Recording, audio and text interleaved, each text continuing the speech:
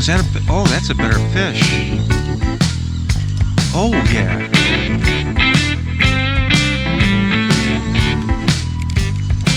Oh, that's a better fish. What is that?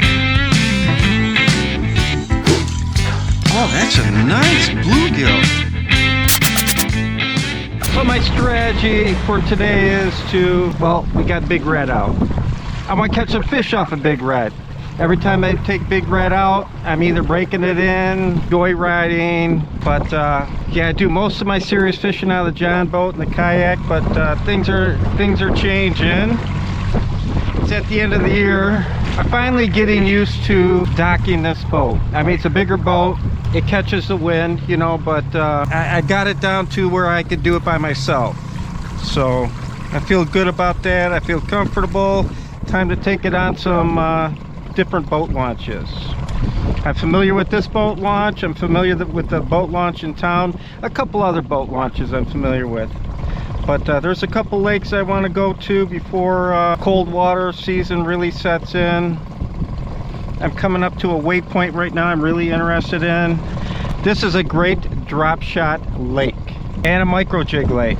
Not so much slip floats. Early in the spring, yes, but yeah, there's fish all here. Look at them all, right on that waypoint. Look at the mother lode. I can't believe it. They're always here. Hey, we're gonna back up right now. We're gonna go upwind a little bit, get the trolling motor in online. So I got my first cast out there, and just like usual, my wind starts kicking up. Perfectly calm when we pulled up here. Perfectly calm. Took me 15 minutes to get the boat in. Once out on the water, man, it just starts picking up. So I got another Sougayilang product here. That's this orange spinning reel, 1000 series. I like calling it 100 series. 100, 50, 100, 200, 300. I'll tell you what, this is a great ice fishing spot. And they're starting to move up and down, see? Right here. Might be a school of crappies. Not one bite yet. Yeah, make sure the camera angle is good. Yeah, I haven't been on this lake in a long time. So it's a great boating lake. They keep the weeds clear on this lake. So that's why I say it's an excellent drop shot lake. Like the main structure is a drop off. Yeah, one of my subscribers asked if I could bring out worms next time. Yeah, I did. I am.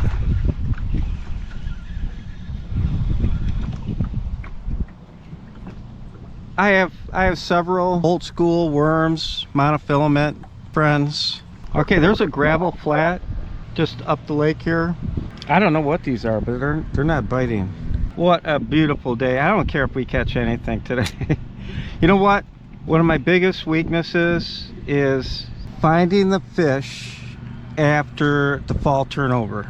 And that's what just experienced here. Just probably just over 10 days. Yeah, there was a turnover here.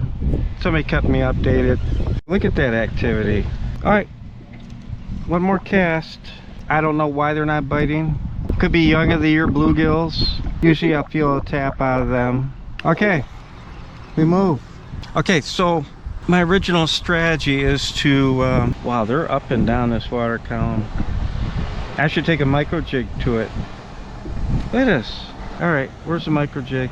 Okay, we got the new Sougayilang review rod right here, and we're gonna put it through the paces today. This I got the 6-footer. I just received the 6-footer yesterday, and I set that up immediately as a drop shot because this was doing so well as casting the micro jig. You guys, it's been like a drought, hot sunny, calm days, and then at late afternoon, oh, look at them all. I don't know what they are, but they're not hitting my micro jig. Everything hits this jig, guys, everything. I have so much confidence in it. It's never let me down. I even brought, I know this is a deep water lake, I even brought some ice jigs with me today. So there's that. What are we at, 11 feet? Oh, that was a hit. Wasn't paying attention. I just snapped it off a weed and a fish hit it. I mean, that happens a lot. Okay, I'm not feeling the bite here. Okay, We got just a short time today, guys. Well, doesn't have to be, but it all depends on how it goes. So all I do is, the dealer told me that, you know, 5 to 6 miles an hour is okay to leave the trolling motor in. That's what I'll do. That hit hard. Look at that. Oh, I love this spot lock. Absolutely love it. Makes old crippled guy job a lot easier. Plus the front end of my boat rises up a little bit, pulls the motor out of the water. I face it in the direction of our travel. I would just love to fish this lake when it's calm. I never get that opportunity. So I just threw the bait out on that drop off right here, right in here. I see some fish. We will bring the worms out later. Because somebody's gonna ask. But I do know somebody that catches a couple bullheads with a jig and a worm and a trip bonus. Not really trying for them. I want to target them more in the future. Oh, got a little tap. Here come the winds. Last thing I remember, there was a big pondweed patch right there, and that's where I caught that bluegill. Only one, but it was the best fish of the day. Hey, the fish could be just surprising us in their way up shallow feeding. I'll spot lock it right there. We're right on the edge of the break to deep water. Hey, that Sougayilang reel right here, it looks sweet. It does. You can see I chopped off this handle right here. It was crazy. So it's like a little saddle right there. I've never had great luck right in the saddle. You would think on paper that would be a great spot. We're in it right now. It's supposed to be holding right now. Why am I moving west? All right. Oh, I see the weeds right there. The tops of them. We're right on the spot. In fact, if I could move up a little closer, I could, oh, shoot. I can't just forget about my line out there. Yeah, I see it right where it's at. I can micro jig that. Oh, I see fish right here. Oh, I see the weed patch. Yeah, we gotta get the micro jig out here right now. Yeah, once I get the micro jig locating the fish, which is a little bit faster process, we could selectively fish I'm right on the freaking weeds. So this setup right here, the 5.5 foot version of that Sougayilang rod, it just feels so good. I will be using it out the rest of the year, both the drop shot 6-footer and the micro jig setup. All right, let's see what we got here. Let's get the board out today because we're gonna use it. We are definitely gonna use this board. Hey, I see the tops of the pondweed here. Got stuck on one. They're sturdy weeds. Man, they are sturdy. I let that jig drop down into the weed pockets on the edges. There's a patch of the weeds right here. Extends like right here. Yeah, first cast on the newer spot. Get the micro jig out first. Clean bottom, clean. This lake, it's really messy with weeds in the spring. We got a clean bottom right now. All hard bottom, gravel. Crystal clear lake too. I mean, you could tell it's been a while since the turnover. It's really clear. All right, we're gonna put the spotlight down. I don't see any weeds or anything, but I see fish. I see fish right here.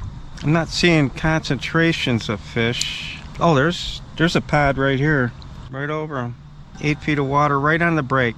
So the method I like using here is a micro jig as well as a drop shot. Absolutely have a blast. And slip floats, pretty shallow right here. What is it, 6 foot? And pumpkin seeds just cruise this area up and down. Between the docks is a great strategy here too. Got a really good solid hit right there. I should bring out that rod right there, the new 6-footer. Guys, I'm really enjoying these Sougayilang products. I mean, man, easy on the budget. I think the quality is there. You know, I've been reading some of the comments. Once in a while you get a bad reel or whatever, but you just turn it in. Amazon, you got 30 days. You pay a little bit more than Temu. And I see the fish, but they're not biting. All right, so we got the 6-foot drop shot set up out, the Sougayilang 6-foot. This is the way I got the hook rigged. It is a jig hook. I got it snelled, and the dropper is attached to the weight. Keeps the bait straight. I love it. Got a good percentage of hook up here. Casting along the brake line. This reel casts like a dream. Oh my gosh. This Abu Gar, the whole setup is sweet. What makes the whole thing feel good if the whole setup comes together. That distinctive Lapomas hit. We might have to concentrate our efforts on the flats. These breaks just are not working out well. I see fish, but man, you talk about neutrality. There's no secret bait. I'm trying to put one right in front of their nose. That's when you get that instinctive bite. Oh, it's hard to pick the next spot with this wind. It's coming from every direction. Now it's from the north. You guys, this has been like this since June. Hot, calm, sunny days. And once I get on the water around 3, 4 o'clock, wind starts just picking up. Until I get to the dock to load up the boat. You know, it's crazy. This rod, you guys, check it out. I do like the mini guide setup too. You know, the amount of guides out there distributes the weight along the blank. You know, when you're fighting a fish, a lot better. But there's a lot more resistance going through there. You know, on the long cast. Keep your reel filled up to the top. Use the thinnest line that's available to you that you feel comfortable with. For me, 2 or 4 pound monofilament is completely out of the question. I would have way too many break-offs. Fish dive down into the weeds. There we go. Is that the first fish of the day? Oh gosh. What do we got? A little bass. It's not even a Lapomas. I do not want a fish going down into the boat cut out there. Little bass. There's some big bass in here. Big bass. I don't know, guys. I used to be a bass fisherman when I moved up here. I just like totally switched gears. BigBluegill.com did it to me. I wanted a master angler bluegill and a pumpkin seed so bad. I got my first master angler in 2016. Pumpkin seed, 9 1/8 inch. Got my cast back out there. We got a bass and a little perch. And real sensitive. The rod is really sensitive. Like I said, I got 6 pound braid on there. That makes a difference with any rod. Getting some hits in the shallows. Fish on. It's working out well as a drop shot rod. Oh, nice fight. Man, best bluegill of the day. I need a rod holder like right here and right here. Just made a mental note. Guys, I've been really getting good hookup ratios on that jig hook with the drop shot. In fact, I'm actually thinking on trying it out underneath the float. Now this is the gravel flat that I was talking about at the very beginning of the trip. Right here. All gravel, you can feel it.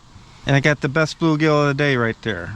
Only bluegill of the day. Right there. Quite a few short biters today. Okay, got my cast on the break, which is about 9 foot deep. That just drops off into the other part of the lake. Oh, look at. Oh, that's a better fish. Oh yeah. Oh, that's a better fish. What is that? Oh, that's a nice bluegill. Oh, heck yeah. Oh, I don't got the rod holder up there. Yeah, that's a nicer bluegill. Is that 8 inches? Okay. Just under 8. Nice fish. So let me explain why that worked over there. Right now I'm on that break. Drops off into a deeper part of the lake. The fish are up on that edge waiting to move out on the flat. Now that's right before a minor period coming up. So we'll toss it right back out there. Yeah, that fish hit as soon as I took the slack out of the line. We're hoping there's more along that edge. I tell you though, my heart was racing a little bit because 8 inches have been hard to come by this year. You know, the boat corrected itself. It's heading up against the wind. Yeah, it got me excited. I called out that pattern that hit, you know. Gravel flat, drop off. First break shoreline, gravel flat. Second break is that drop off. Okay, that's it. We could bring out the worms right here too.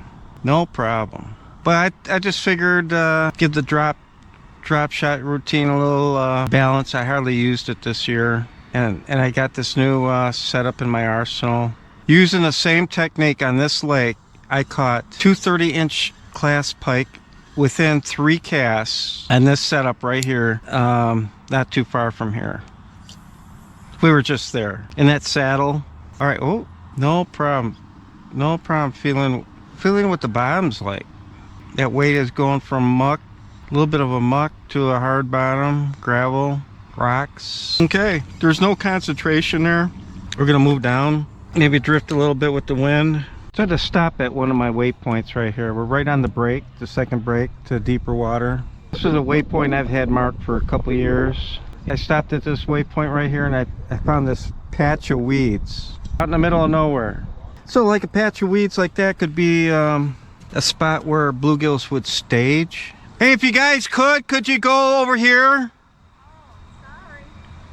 Yeah, I'm fishing this spot right here. Thanks. Pardon? We get 10% of your fish. Yeah. Good luck. I'm not doing too good. I've never seen anyone work this spot before. Oh, it's really good in the spring.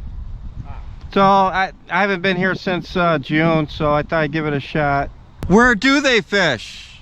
So when my dad bought up here because he is a fisherman, and one of the best places used to be across, well, on the other side of the lake directly, right in front of the association beach.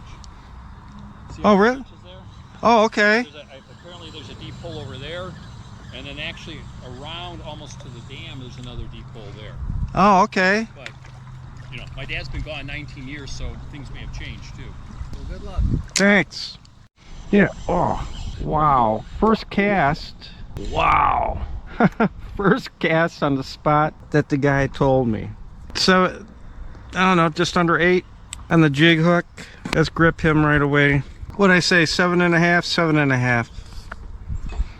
7.5. I would love to catch them all day. Wow. First cast, I'm catching nice fish. I actually found this brand new spot for me, I'll tell you. I'm actually in too shallow of water right here. Let's see if I can get us out of here. I'm like right on the fish. Nice sandy bottom. Yeah, it's gonna turn us around. Little drop off right here. Oh my gosh, look at the fish. That's crazy. That was a hit. Yeah.